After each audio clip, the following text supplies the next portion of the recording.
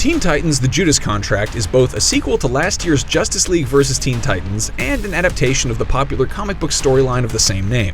The latter fact is a much bigger selling point since Justice League vs. Teen Titans wasn't exactly a memorable addition to DC's recent animated lineup. And sadly, despite the strong source material, The Judas Contract is only marginally more entertaining than its predecessor.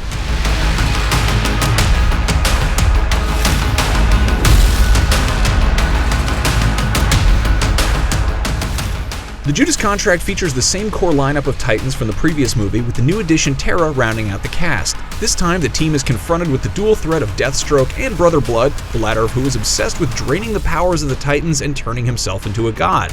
Compared to rigidly faithful adaptations like The Dark Knight Returns, The Judas Contract is a pretty loose take on the source material.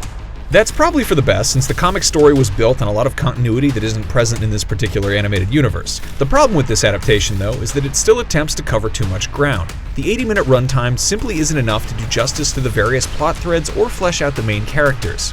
Brother Blood comes across your standard textbook supervillain in search of absolute power. Much of the drama involving Blue Beetle's homesickness and the romance between Nightwing and Starfire feels tacked on. There's also very little done with the always enjoyable Dick Grayson/Damian Wayne dynamic.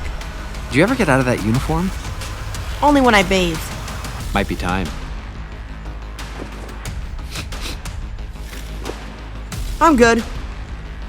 Of the Titans, only Terra undergoes a satisfying character arc. Her big plot twist is well known to comic readers, but we'll avoid spoiling it here. Suffice to say, she's a very tortured character, and the film does a fine job of showcasing her inner struggles. It helps that Christina Ricci captures Terra's voice so well. Like its predecessor, The Judas Contract suffers from a great deal of lifeless vocal work, and in that regard, Ricci is a welcome exception. Terra, can you do this? Yes, if you'd all shut up.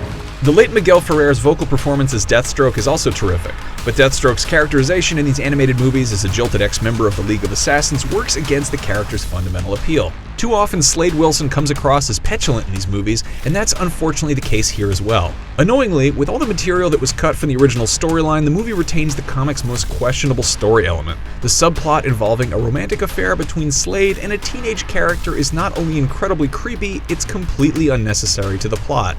The Judas Contract has its entertaining moments. The fight scenes are generally well executed, particularly where Raven and Terra's powers are concerned. In the end, it's not the original comic that casts a shadow over the movie so much as DC's animated TV series. Even at its best, The Judas Contract doesn't hold a candle to the 2003 Teen Titans series or Young Justice. It's telling that both projects had stronger voice casts and far more room to develop these characters and their relationships. The solid action sequences and Terra's character arc help, but it's clear that DC has a much better handle on the Teen Titans on TV than they do in movies. For all your comic book and movie news, stick with IGN.